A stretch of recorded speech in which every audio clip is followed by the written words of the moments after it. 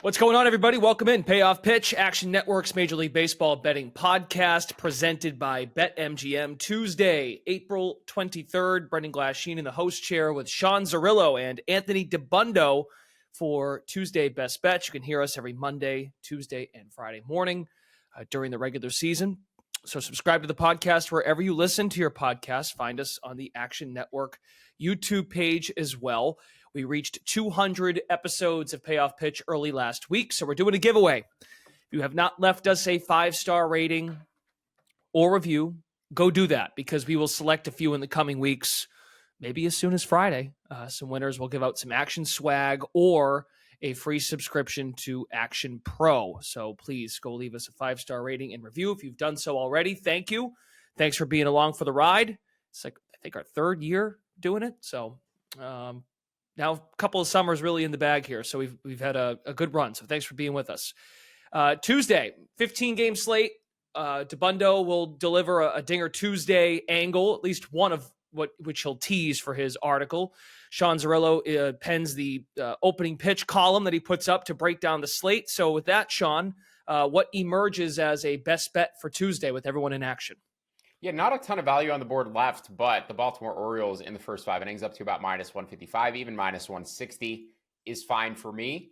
And we talked about Jared Jones yesterday. Well, Grayson Rodriguez has been the pitching plus king in the American League since he returned in July of last season. 109 pitching plus since last August, 116 stuff plus, and he's maintained the top spot in the American League in pitching plus. He also has the lowest bot ERA, which is Fangraph's bot projection or pitch modeling projection based on those stuff plus metrics. He's actually pulled ahead of Jared Jones by like 0.002 runs on an ERA projection. He's sitting at about 2.15, Jones at about 2.17. So Grayson ranks up there with any starter in baseball, but you look at his projections, which has him between 3.6 and 3.8 on a FIP projection. You look at his 2024 expected indicators, sitting closer to 3.5 in an expected ERA or expected FIP. So where do you put him? Do you put him closer to those projections? Do you put him closer to those 2024 indicators? Or do you believe the pitch modeling metrics would show that he has 4 above average pitches, elite command, and an elite out pitch in his changeup? I do have to factor in those pitch modeling metrics to some degree, and I do push him closer to that ace territory. But on the other hand, Griffin Canning is showing some red flags this season. His velocity is down a little bit. His stuff plus has declined from 96 to 84. It was a little bit better in his last start. He got his fastball velocity back up a tick, but overall it's still down 2 ticks relative to where it was last year. He dealt with a stress fracture in his back a couple years ago, so I'm not sure if he's dealing with injury again. Maybe he aggravated something else. Maybe there's a compensation injury as a result of pitching through the back pain last season. But either way, I've downgraded Griffin Canning. I've upgraded Grayson Rodriguez. I see about 1.2 runs on a season-long ERA between these two pitchers, closer to about 0.6 of a run between these bullpens. So a bigger gap between the starting pitchers and the bullpens, about double the gap. So there is an edge for me on the Orioles in the first 5. There is not an edge for the full game. It's closer to an even, like a break-even price for me on Baltimore at minus 150, maybe even a slight edge, just a bigger edge for the first 5 innings. So I like Baltimore in the first half behind Grayson. And they brought up Heston Kjerstad today. So hopefully injecting one of these youthful bats into their lineup can help get this Baltimore offense going. Okay, very good. And DeBundo, I know you've been high on Grayson Rodriguez. It's one of your guys for this season. Where are you landing for a best bet? And of course, you want to weigh in on Sean's. Yeah, we're in agreement. I like the Orioles minus 155 for the full game. I understand Sean's point. I think the Baltimore has bullpen advantage as well. But I think when you get into Canning, the fastball is really just not any good. 67 stuff plus on the fastball. One of the worst 4-seamers in all of Major League Baseball through the first 20, 25 innings.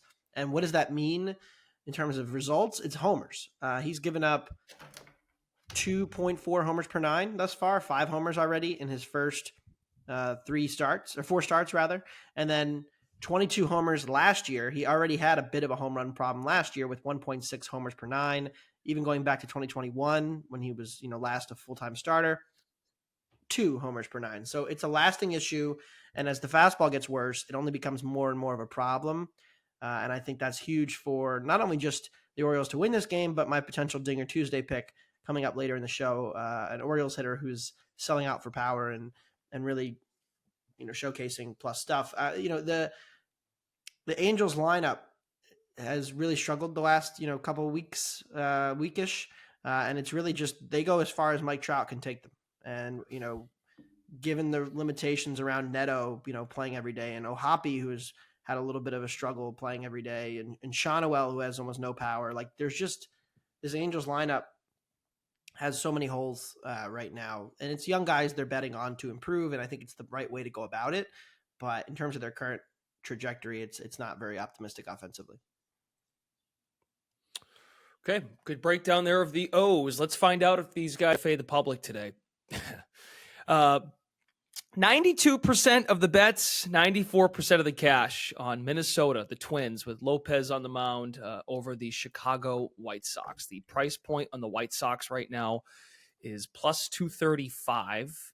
The Twins are a minus 290 favorite on the money line. The lowly White Sox. Sean Zerillo, you going to hold your nose and go against the public here, or what?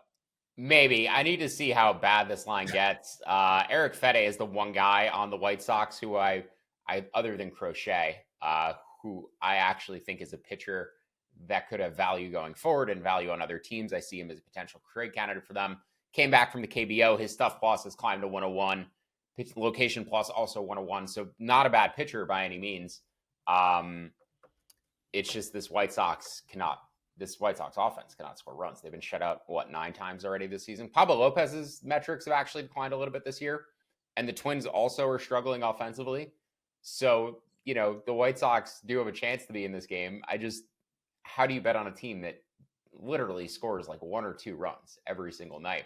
But I haven't been coming on the show every day. I haven't been projecting value on the White Sox every day. Like, this is really the first day that both Chicago and Washington, who we'll talk about in a minute, popped up to me. So it hasn't been like an everyday thing where I'm like, oh, the market is super undervaluing the White Sox chances here. I've projected them as an awful team. They've played like an awful team. I bet against them more than I bet on them. But for today's game, I make them closer to plus 185. And that line opened at, I believe, plus 190, maybe plus 210. Opened at plus 210. Projected it at plus 185. It's currently sitting at plus 235. So how high does this go? At what point do I jump in? Plus 250, maybe?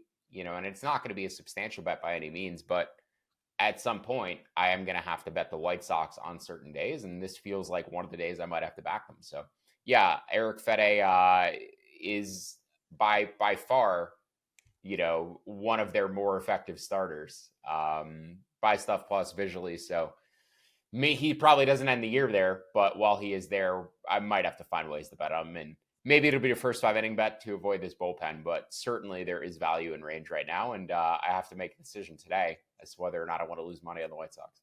Yeah, and that's closer to where I project it, but the difference between the first 5 at plus 180 and the full game at plus 235, 240, you don't see that big of a discrepancy very often between the two halves. The White Sox have one hitter over 200 in their lineup. Gavin Sheets. Crazy. That's it. Wow. It's hard to suck that bad. Yeah, it's bad. Eloy Benintendi, doing absolutely nothing. Even Paul DeJong, Dominic Fletcher, these are guys with major league experience. Danny Mendick, Martin Maldonado, these are not all scrap heap guys, Brandon Shoemake, who come up and they're rookies and they're just severely underperforming. These are guys veterans who have major league samples who are just doing absolutely nothing. So I don't know what's going on in Chicago. So, DeBundo, are you willing to back the 3-win White Sox or no? No. I was looking at the Fede strikeout props again. I think we gave him out last week, and he cashed for us. It might have been Mize.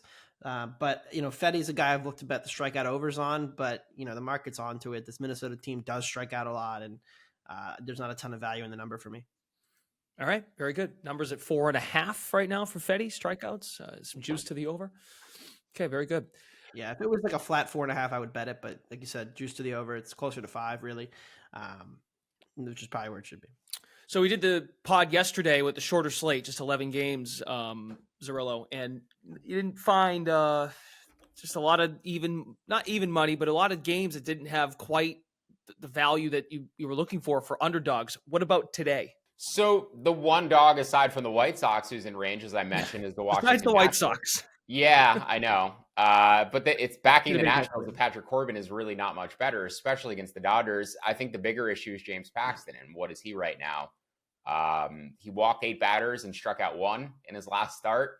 They gave him some extra time off. He's dealt with hamstring issues and knee issues, but he's the big maple. He's a big guy. His body broke down a long time ago. He's tried to pitch through it. The fastball velocity came back for a little bit last year, and then he lost it again.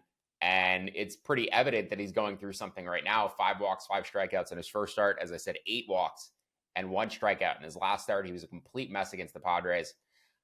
They haven't really said what he's going through, but it's pretty evident that he's not 100% and trying to pitch through it. And I don't know if it's a mechanical thing or what have you, but I haven't really downgraded him. I've sort of left him where he is at his preseason projections. And I've tried to downgrade Patrick Corbin to where I think he should be, which is to an ERA projection north of 5. He has projections out there that are more optimistic than that. But using the worst Corbin I could make him, using the best Paxton I can justify right now, I still make this line about plus 160. And the Nationals proved they could beat the Dodgers out in LA. CJ Abrams is kind of making a star turn thus far earlier in the season. I mean, he looks like an MVP candidate. CJ Abrams, RIP to the Action Network people who bet his steals leader props. He's hitting for too much power. Like, he's never on first base. He's always on second base, third base, or homering. So CJ Abrams hitting for a ton of power this year. He looks like one of the best breakout players of 2024. They're getting contributions from their vets, like Joey Gallo and other guys who they may end up trading at some point down the line, replacing on the roster with guys like James Woods. So maybe I was wrong on the Nationals. Maybe there are enough vets here to carry this team to 70 wins and at least finish ahead of the Marlins, who look awful. But yeah, in terms of today's matchup, I bet I went against Corbin a couple times. I think today Paxton is like the real red flag and the real reason to be concerned. And it's Nationals or pass for me. Again, like the White Sox, I'll see if I end up betting it, because it's really as difficult to put my money behind Patrick Corbin and watch that burn as it is to put it on the White Sox on any day of the season. But if I bet one, I'll probably bet both, and I'll probably bet both small. Okay. It's kind of wild to see how good this rotation is. A lot of courage on this plate today. Yeah. The Nationals, Jake Irvin has been good. Didn't expect that. Trevor Williams has been good. Didn't expect that. Mitchell Parker has made 2 starts and looked good in both. It's very interesting to me that the Nationals team that has had tons of problems with pitching development, they've got 4 guys with ERA plus over 115, and then Corbin, kind of weighing down the rotation a bit. And the bullpen's got, 2 really good guys at the back end. So, they've, the offense has been carried by Abrams a lot, and Winker's been good, but it's been the pitching to me that's been the bigger surprise about the Nationals. The fact that they went to LA and, won a series because their pitching didn't get completely bombed was shocking. So credit to the Nationals. Maybe they're figuring something out with their pitching development, because it's been awful. They had that famous sign at spring training that said, we don't care how hard you throw if it's ball 4. And everybody in the analytics community kind of made fun of it because they pull up the stats like, 3-ball fastballs when they're below X mile an hour, like opponents are hitting 800 against it or something. But it's worked for them so far. They found a lot of guys that most baseball fans have probably never heard of. So shout out to the Nats. I'm going to take the Rocks plus 140 as my underdog. It is a weird underdog slate because there's a lot of games that are lined right at a coin flip. Like a lot of minus 115 each way, minus 110, minus 120, even money kind of like lines. Ryan Feltner is the one guy in the rotation for the Rockies that I think Zerillo and I like, and he got rocked in his last start, no pun intended, in Philly. But, Feltner still getting over a strikeout per inning, and the walk numbers aren't that alarming to the point where I'm concerned about him so far. He's had 8 walks in 21 innings, which isn't great for a starter, but it's not like this guy isn't a starter level command. The stuff plus numbers are pretty good on him. And I'm still a little like wait and see mode on Michael King because he's been really up and down and the velocity has not held. So you watch King, early first couple of starts were really bad. 7 walks against the Giants. And then, he looked great in his last outing. Finally looked like he put everything together. But the fastball velocity, like I said, has not fully been there. And I have questions about the Padres with King still and how consistent he is. So I'll go with the Rockies as my underdog. Not one I'm playing big either. Not a lot of conviction in Colorado. Nolan Jones 0 for his last 25. he was the guy that was supposed to kind of take the leap to carry this offense. And it turns out like Brenton Doyle has been one of their best hitters, which again, he didn't hit anything last year. So it's how much can you believe that?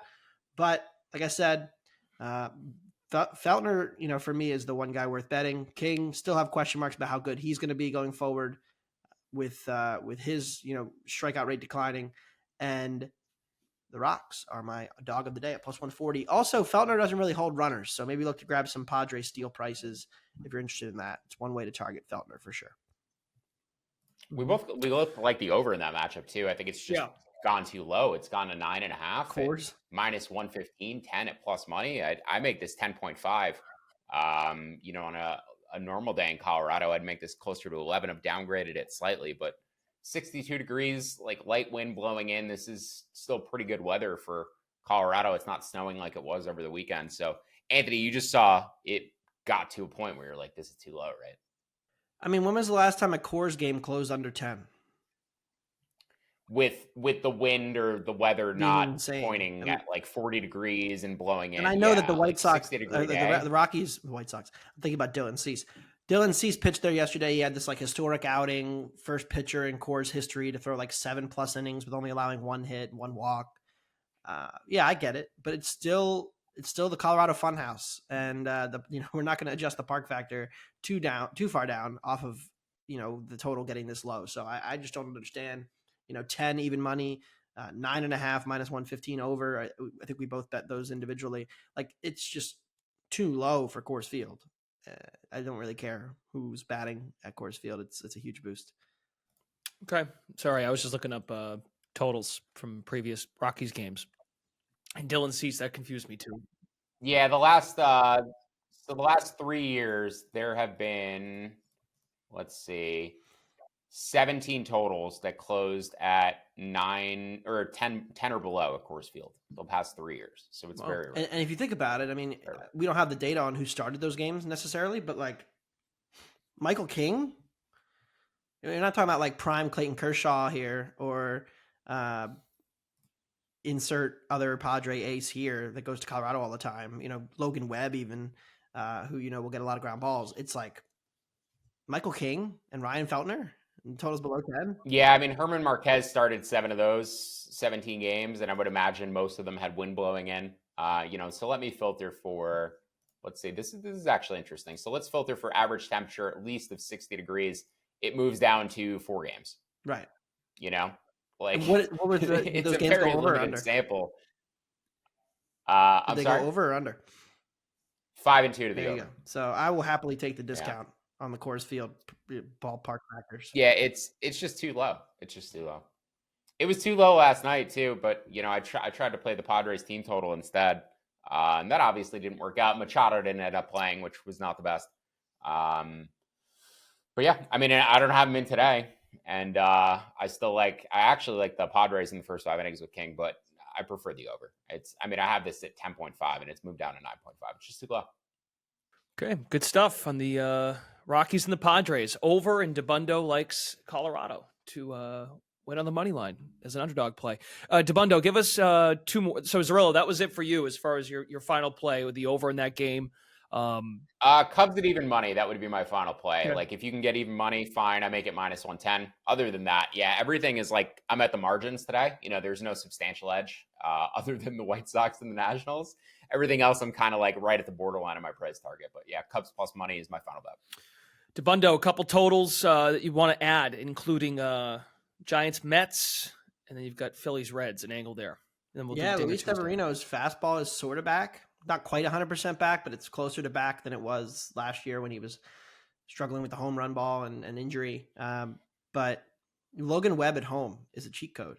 I mean, his ERA was a 2.2 at home last year. His career ERA is a 2.8 when playing at Oracle. And, the Mets offense is banged up right now. Like Sean was saying, some of the breakout for the Mets was, Beatty hitting better and Alvarez hitting better. And now, with the injury situation, they're just not as deep in the lineup.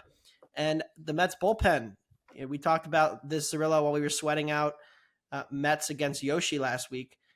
The Reed Garrett breakout and Edwin Diaz and Ottavino, like that 1-2-3 combination with Garrett, having these absurd strikeout numbers and dominant relief appearances, the Mets bullpen is really shut down right now. So I like that, and I think this total is a little high at 7.5. I think it should be 7. So I like 7.5 under -115.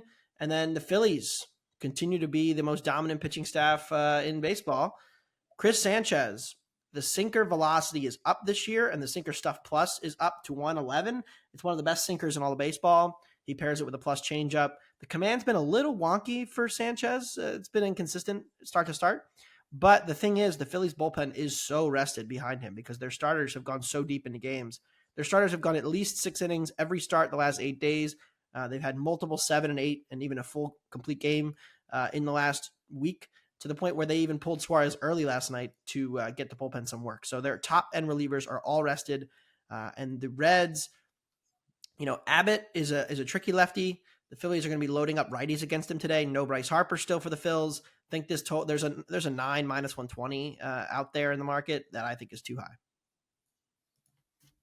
Okay, good stuff. And then last but not least, Of course, Dinger Tuesday. Jordan Westberg plus 470. We talked about Canning's home run problem. Westberg, despite playing in Baltimore with that brutal left field wall, has really tapped into some power this year. His whiff rates are way up. If you look at him last year, the question with Westberg was, could he hit for enough power? The early season returns on his power are really impressive.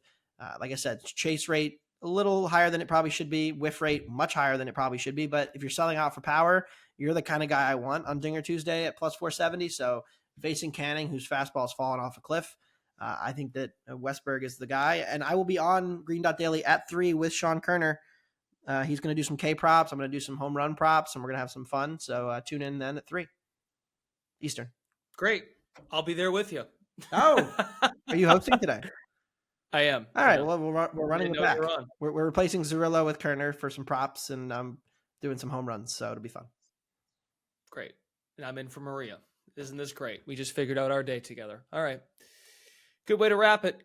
We return with the podcast again on Friday morning for Best Bets. I'm not entirely sure. I think, Zabundo, you're there Friday too, right? No, this week? I'm out.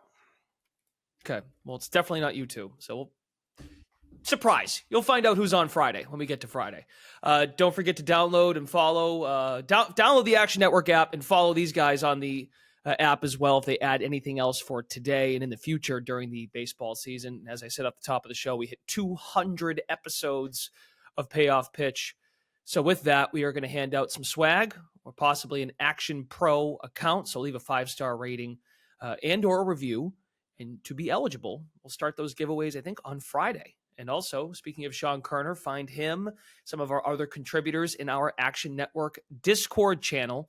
There is a link to get there in the episode description.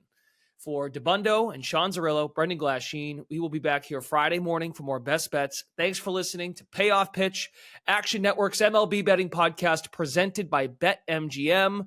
See you next time.